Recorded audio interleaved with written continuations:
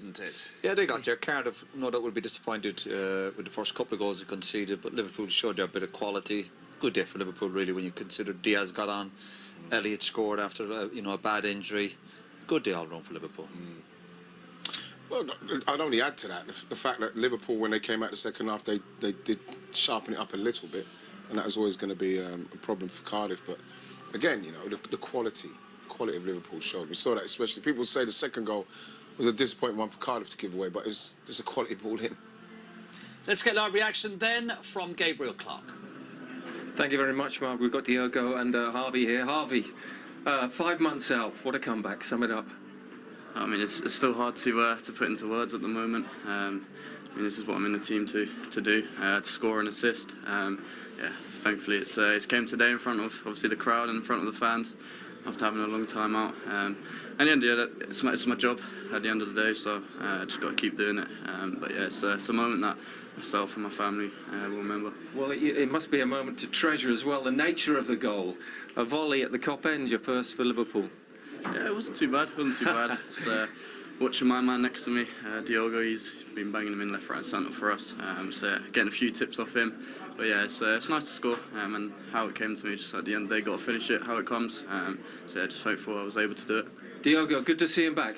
Yeah, it's a big injury. He knows that. So long road, all the hard work he put in the gym, and to be fit, to be able to be here today to play and to score as well. So congratulations. So he did the job in the end as well as a team. And you must have a lot of people to thank, I imagine, because when you get an injury that serious, it's not always easy, and it's not always certain you'll come back as quickly as you did. Oh yeah, I mean, the list goes on, to be honest. But one man most importantly was Joe Lewis at Liverpool. One of the physios, he took me in the early hours of the morning and didn't finish until late at night. So he got me back strong again. And I mean, like I said, the list can go on. Big shout out to all my family and friends as well, especially my mum and dad. They obviously helped me and supported me throughout. But yeah, I mean, just a massive thank you to everyone at LFC, even the fans as well, for the support and love when I done it. But yeah, I'm back now and the injury's behind me. Diogo, just sum up the performance today by Liverpool, because 2 weeks off, maybe a little bit rusty to begin with, but what was the secret second half? Well, I think the goal. We had not many, but a couple chances as well in the first half. We didn't convert them. It's always hard when you face a deep block, and it's hard to find space and to find the shots. So I think the first goal was the crucial to release the team as well from, like you said, the crusty. Well, in the end, we are in the next stage. That's all that matters. You are indeed. Well done. Thank you very much. Thank you. Cheers. Thank you. 140 days since he dislocated his ankle at Leeds. You know what it's like, Roy, to come back from a long-term injury, and just give us an insight into that, all the swirls, all the swirling doubts in your mind. Yeah, that's exactly what it is. Doubts. It's stressful. You worry whether you can get back to the level you can. He's come back so quickly. Of course, he's got the best medical care of surgeons. He mentioned the Liverpool physio there, early starts, late finishes. But that's what you need. Sometimes you just need that physio. I had it when I done my cruciate at United. Physio Dave Fever, who they have to get in your mind as well, because it's not just the physical stuff, it's the mental side of it.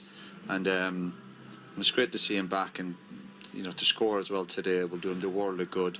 But it's a stressful time for a footballer. People don't realise that, but it's great to see him back. You probably see the physio more than your family, don't you? Yeah, the physio has a huge role to play. And he looked very sharp. These passes were nice and sharp and crisp into people. And it's good to see him back. And even for the player's family, I bet his family, it's you don't realise that the stress the families can go through, because they worry more sometimes about the player. At least the players going into the medical room. They can do something about it. Yeah, you can do something, and it's in your own hands. It's the family and the people around you that probably get worried the most. And they get a bit of, sometimes you get a bit frustrated. You take it out on those closest to you. That's exactly the people you take it on, and that's where the stress comes in for the family. Yeah, more from the player. Well, hopefully they can now just relax, can't they? They'll enjoy the season. Let him do that. If you support Cardiff, you're going, hang on a second, the Liverpool goalkeeper, Kelleher, could he have gone for denying an obvious goal-scoring opportunity? Could he have gone for serious foul play? Both of which VAR looked at with this challenge. I don't think it was an obvious goal-scoring possibility. Very lucky with the sending off, and could have obviously been a bad injury there. Yeah. So very lucky. Do you think just about right, the decision? He's got the benefit of the doubt. Sometimes it's just one of them ones. The home team gets it. No. But he's very lucky. No, I don't think they got that run. You don't think you got it right? No. You think what should have been I serious think foul for play? the foul play, he could have got sent off for that. Yeah, absolutely. Well, it's one of those. Had he been sent off, I don't think it would have been reversed by No, VAR. It's right. one of those where the on-field decision absolutely is what it's about. We saw Jota missing a great chance in the first half. He is so good in the air, isn't he, Jota? I don't want to say for a little man. He's not the biggest man. He is so good in the air. But it's the delivery as well. Well, the delivery is great, but what he's done with the Cardiff defenders, people be thinking, like Roy says, oh, we don't need to worry about him. Jota's just put himself in a position, and you've got arguably one of the greatest in the world.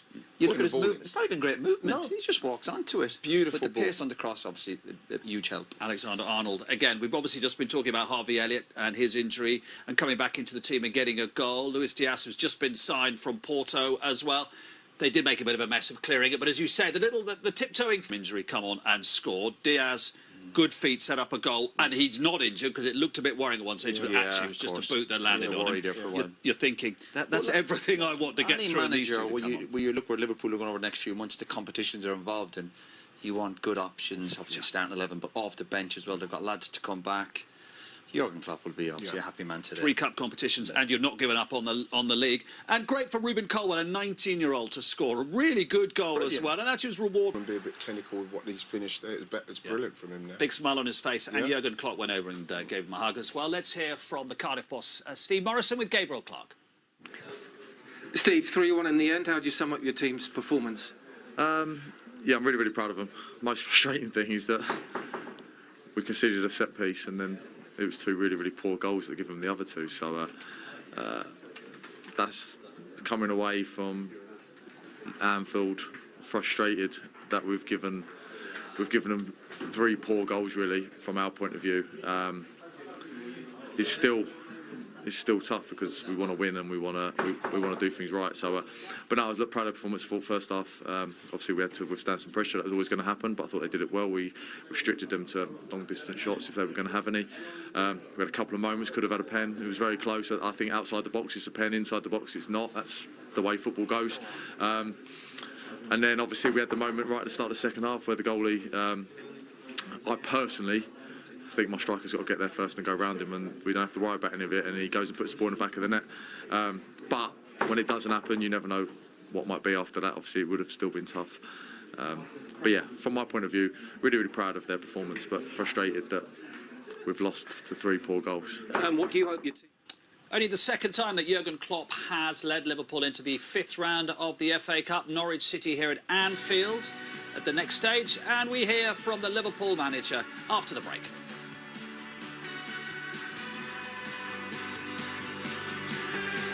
With Gabriel Clark. You're going to win, but I think most Liverpool fans would agree the highlights, Harvey Elliott, the comeback and the goal. Yeah, for sure, and a lot of nice little stories around during the game, so that's true, but I think everybody agrees as well, so all the other goals were important as well, and so it was a tough game, but we won it and it's all fine. It was a really good afternoon, let me say it like this. Luis came on and has now, it's just a bruise and a little cut there. Everybody told him, welcome to England. So that's maybe it will be a scar at the end. So he knows what he did in the first game. But yeah, all good. Well, how do you sum things up for Harvey? Because obviously it was a serious injury.